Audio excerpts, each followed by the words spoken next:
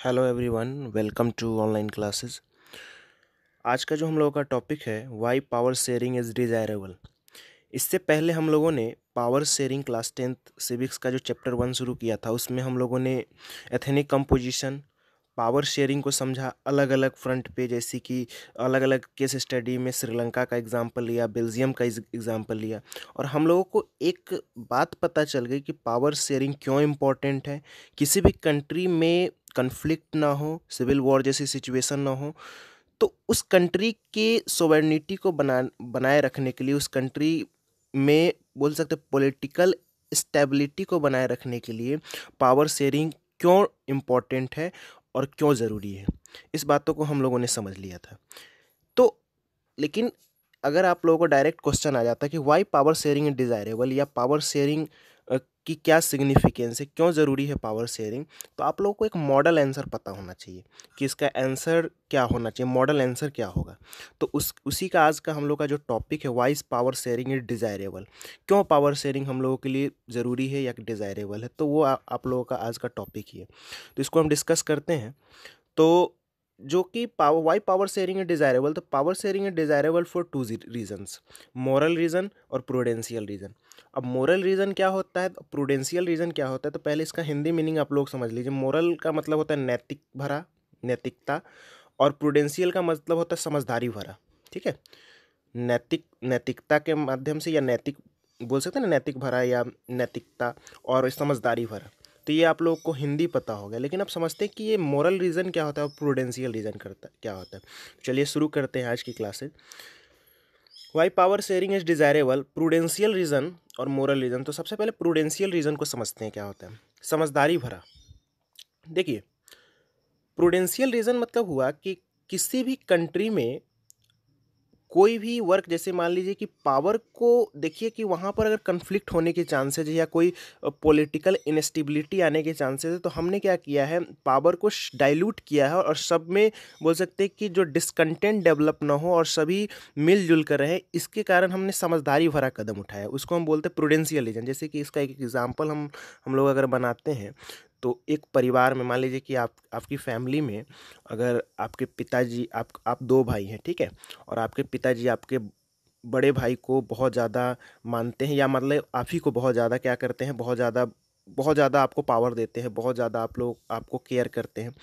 तो इससे क्या होता है कि अगर वो समझदारी भरा कदम नहीं उठाते, आप ही को केवल बहुत ज़्यादा अप्रिशिएट करते हैं, या आप ही को बहुत ज़्यादा एक तरह से मानते हैं, तो छोटे भाई में एक डिसकंटेंट डेवलप होने लगती है। वो बोलती है कि वो अपने आप को एलिनिएटेड फील करने लगता है, अलग फील करने लगता है। वो बोलता है कि ये क्या है कि हमें तो देखा ही नहीं जा रहा है, हम भी तो इस घर के एक मतलब क्या है, एक हम भी तो एक इस घर के एक फ्यूचर ही हैं, बट हमें उस तरह से हमें क्या कर किया जा रहा है, हमें उस तरह से देखा नहीं जा रहा है। तो इस तरह से क्या होगा कि धीरे धीरे डिसकंटेंट डेवलप होगा, और आने वाले जो कि जनरेशन, मतलब आने वाले फ्यूचर में हो सकता है कि कन्फ्लिक्ट जैसी सिचुएशन हो जाए, और अलगाव की भावना और सेपरेशन हो जाए, दोनों में बंटवारा जैसी सिचुएशन हो जाए।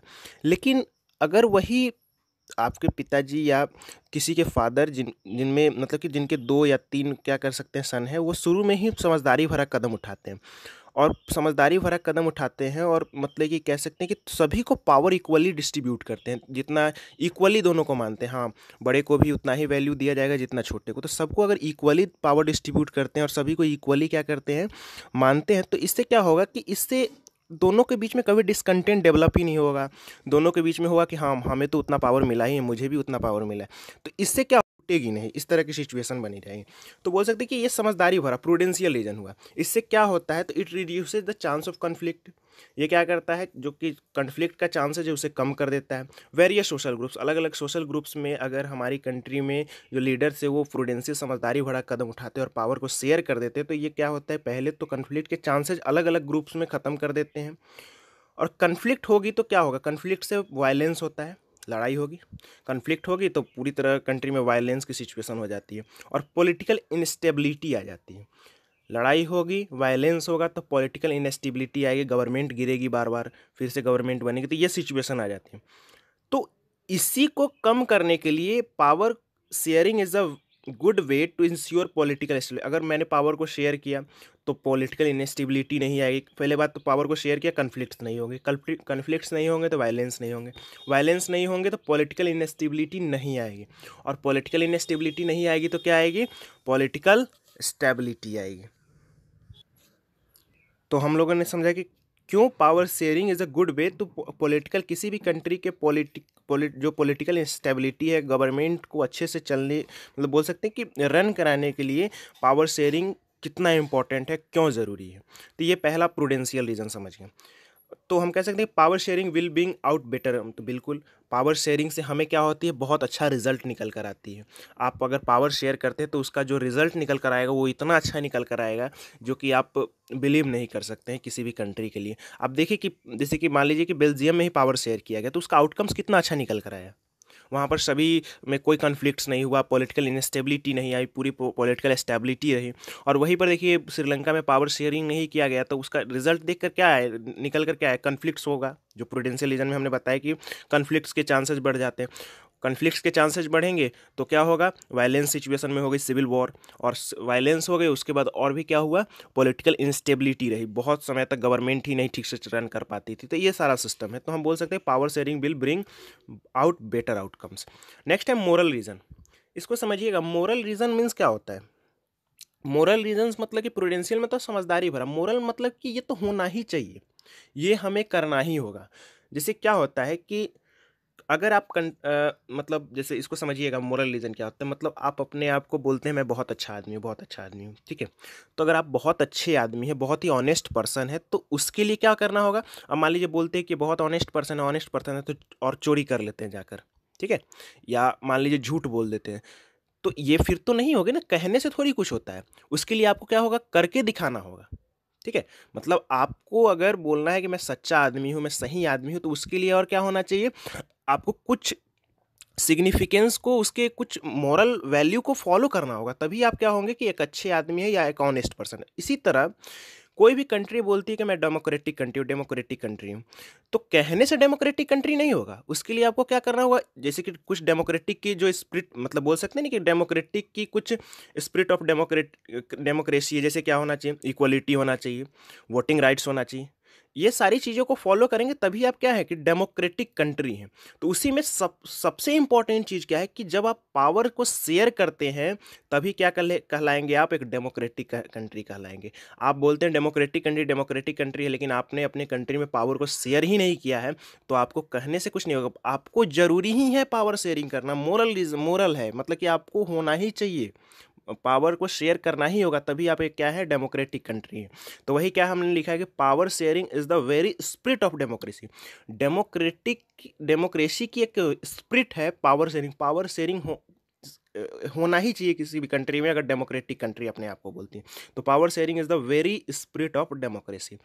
People have to right to be consulted on how they have be govern. बिल्कुल सही बात है। आपने 9th में पढ़ा था अब्राहम लिंकन का एक statement, government by the people for the people, मतलब डेमोक्रेसी पढ़ा था ना आपने। तो टू द पीपल, तो इसमें क्या है कि जो डेमोक्रेसी है वो किसका है? गवर्नमेंट जो है वो लोगों का गवर्नमेंट है। अब लोगों पर आप रूल कर रहे हैं और लोगों से कंसल्ट ही नहीं करेंगे कि हमको कैसे, मतलब आप पर हम रूल कर रहे हैं और आपसे हम कंसल्ट ही नहीं करेंगे, आपको गवर्न कर रहे हैं, तो ये फिर नहीं हुआ। ये नहीं होना चाहिए। क्या होना चाहिए? लोगों को, डेमोक्रेटिक कंट्री है तो उसमें आपको लोगों से कंसल्ट करना होगा, मतलब कि people have to right to consulted how to govern, मतलब उन पर कैसे गवर्न होना चाहिए, उनको कैसे कंडक्ट करना चाहिए, मतलब कंट्री में कैसे उनके साथ, बोल सकते हैं ना कि एक तरह से वो कैसे कंट्री में क्या चाहते हैं, क्या स्टेबल करना चाहते हैं, क्या क्या कुछ चाहते हैं, तो उनसे एक बार गवर्नमेंट को कंसल्ट करना चाहिए। Moral reasons for power sharing emphasize the very act of power sharing as valuable. तो इसीलिए बोला जाता है कि moral reason of power sharing. तो मोरल रीजन क्या है कि यही एम्फेसाइज करती है कि power sharing, the very act of power sharing as valuable. तो ये इससे हम पता चलता है कि हम अगर कंक्लूड करें तो कितना वैल्यूएबल है power. Moral reasons of power sharing emphasize the very act of power sharing as valuable. तो पावर शेयरिंग एक वैल्यूएबल है जो कि किसी भी डेमोक्रेटिक कंट्री का में होना ही चाहिए। मोरल रीजन मतलब ये इंपॉर्टेंट है, इसके बिना क्या होगा? कोई भी कंट्री अपने आप को डेमोक्रेटिक बोल ही नहीं सकती। तो आप लोगों को एक मॉडल आंसर समझ में आया कि why power sharing is desirable, तो बोलिएगा power sharing is desirable for two fronts या two reasons, moral reasons, prudential reason. Prudential reason में क्या करिएगा कि प्रूडेंशियल रीजन में क्या बोलता है कि it reduces the chance of conflict various social groups. इससे क्या होता है, समझदारी भरा अगर कदम लेते हैं तो चांसेस कम हो जाती है कन्फ्लिक्ट्स का। इसके अलावा कन्फ्लिक्ट्स नहीं होंगे, कन्फ्लिक्ट होंगे, वायलेंस होगा, पॉलिटिकल इंस्टेबिलिटी आएगी। लेकिन पावर शेयर करने से क्या होगा, पावर शेयरिंग से हमें पॉलिटिकल स्टेबिलिटी आएगी। और उसके बाद हमने क्या बताया, मोरल रीजन में हमने क्या बताया कि मोरल रीजन तो एक वेरी स्पिरिट ऑफ डेमोक्रेसी है। किसी भी कंट्री अपने आप को डेमोक्रेटिक बोलती है तो पावर शेयरिंग तो वहाँ होना ही चाहिए। और वो पीपल को मतलब इक्वलिटी चाहिए, राइट टू फ्रीडम चाहिए, ये सारी आपको उस कंट्री में फॉलो होनी चाहिए, तभी आप एक डेमोक्रेटिक कंट्री। तो इस सारी ये कुछ आपका मॉडल आंसर हो गया जो कि why power sharing is desirable. ठीक है, तो आप लोगों को क्लियर हुआ? कोई भी डाउट्स हो तो पूछें हमसे, ठीक है। और आप लोग इसको एनसीईआरटी में पढ़िए अच्छे से। चलिए, थैंक यू, थैंक यू।